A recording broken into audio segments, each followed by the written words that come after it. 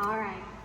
Tell us a little bit about who you were before you came into the seminary program and who you are now that you've graduated the seminary program.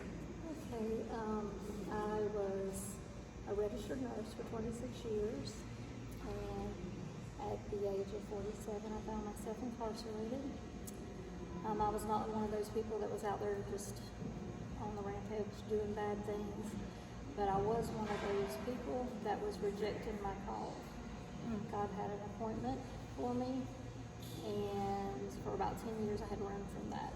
So prison was kind of my Jonah experience. Okay. He sat me down to help me embrace that call on my life. And the person I am now is one that's married to Jesus Christ, that put away the silly love affairs that I used to have with him. And he is the center of every thought, every action, and I just go throughout my day trying to do those things that I know are pleasing to him. And when I fail and do those things that are displeasing, I'm quick to ask for his forgiveness and get back into his grace. So, big difference between who I was in the world and who I am in Christ Jesus. What was your favorite thing about the seminary program? Oh gosh, there's so much. I think the program helped me embrace my spiritual gifts. Okay. One of them being encouragement. Encouragement, yes, one of them being encouragement, one of them being administration, Okay. and evangelism. And I didn't really understand how God had used those things in my life previously, and why certain things I had such great passion for.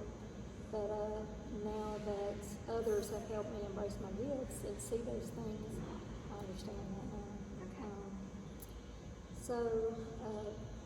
And to have boldness and confidence in who I am in Christ, and to be decreased in front of people so he can be increased. What would you say to those who have supported the seminary program? There are no words of graciousness, and if I sat down with pen and paper, there would be not enough ink or paper to fill out how heartfelt each of us are in graciousness for those people who support this program.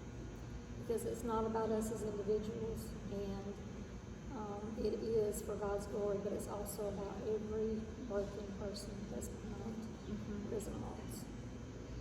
Because those are, at the end of the day, what it's all about, right? Yeah. And how has God used your brokenness to make you an instrument to minister to the broken, which we all are? Right. Well, in those places,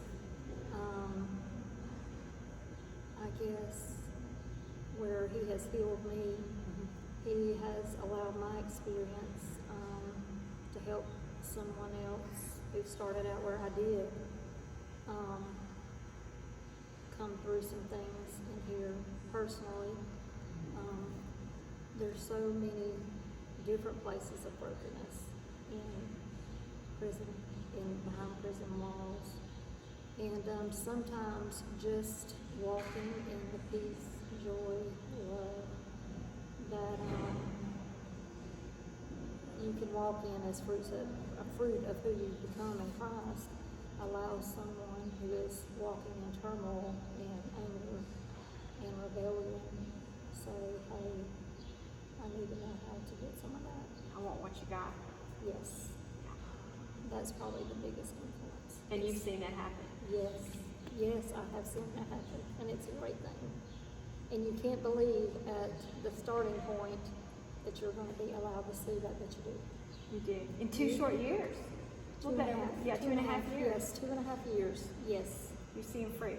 Great transformation, not only in myself, but in those that we've been able to minister right beside us.